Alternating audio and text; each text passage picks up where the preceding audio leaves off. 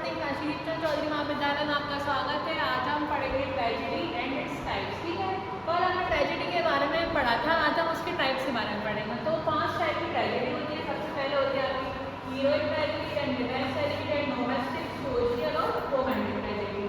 जो आपकी heroic tragedy होती है, हीरोइक ट्रेजेडी को हम बोलते हैं जिसमें जो हीरो होता है उसका एक सीरियस और एक सोरोफुल उसमें कैरेक्टर होता है, मतलब जिसको लव और ड्यूटी के बीच में अपनी चीज़ों को चुनना पड़ता है। ठीक है, तो जो आपकी जो हीरोइक ट्रेजेडी थी वो आपकी रेस्टोरेशन के टाइम, जब इंग्लिश रेस्टोरेशन पीरियड चला था उस टाइम में आपकी 16 to 1617 तक ये आपकी जो ट्रेजेडी थी वो काफ़ी पॉपुलर हुई थी। इसके बाद जो ट्रेजेडी थी, हीरो ट्रेजेडी, वो थोड़ी सी कम पॉपुलर होती थी क्योंकि जो कैरेक्टर था वो सीरियस और सोरोफुल कैरेक्टर के नोट पे इसको दिखाते थे। ठीक है, मैंने आपकी ट्रेजेडिक जो आपकी ट्रेजिक हीरोइज्म होता है उसको रिटर्न किया था आपकी रियलिज्म में, and it's tell the story of the larger than the life of a hero who must choose between the love and the duty. ठीक है, जो आपकी हीरोइक ट्रेजेडीज होती है वो frequently set in the far और the flood locations. ठीक है, देन सेकंड आती है आपकी रिवेंज ट्रेजेडी। रिवेंज ट्रेजेडी क्या होता है?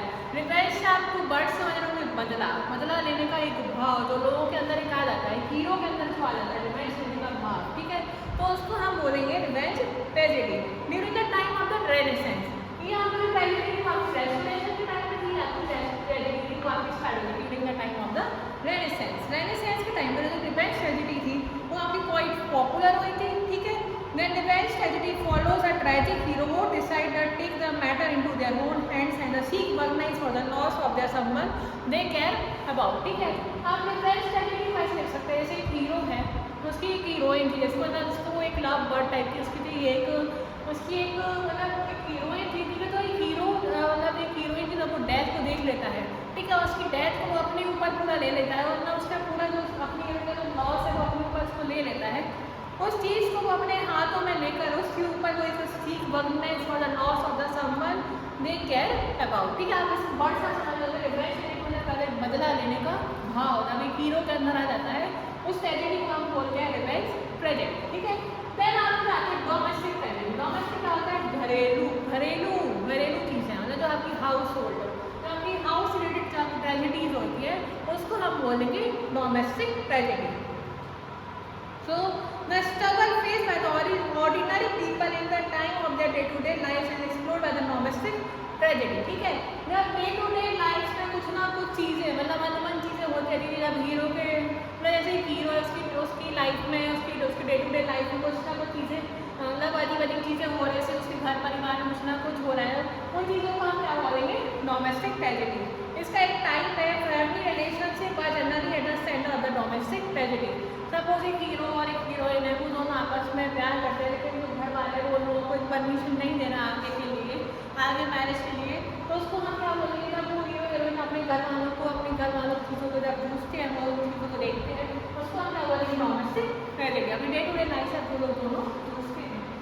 देन आपकी आती है सोशल ट्रेजेडी। सोशल ट्रेजेडी मतलब आती है आपकी सोशल चीज़ों से रिलेटेड, मतलब आपकी सोशल और पॉलिटिकल सामाजिक, जिसको आप बोलते हैं सामाजिक वर्ड का क्या होता है? सोशल। सोशल ट्रेजेडी होती है सामाजिक चीज़ों से रिलेट करती है, सामाजिक या तो आपकी पॉलिटिकल चीज़ों से रिलेट करती है। ठीक है,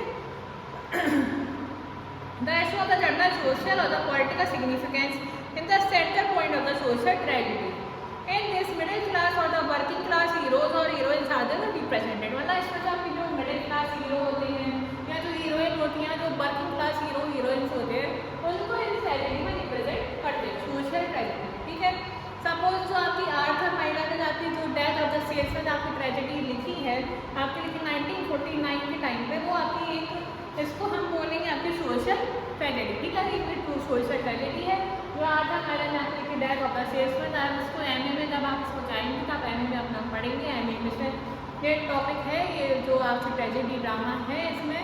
ठीक है, तो डेथ ऑफ द सेल्समैन आपकी क्या है? जो आर्थर माइला ने 1949 के टाइम पे लिखी थी, वो आपकी सोशल ट्रेजेडी है। Are some the notable tragedies of the 19th and the 20th century। ठीक है, यहाँ पर आपकी 19 and 20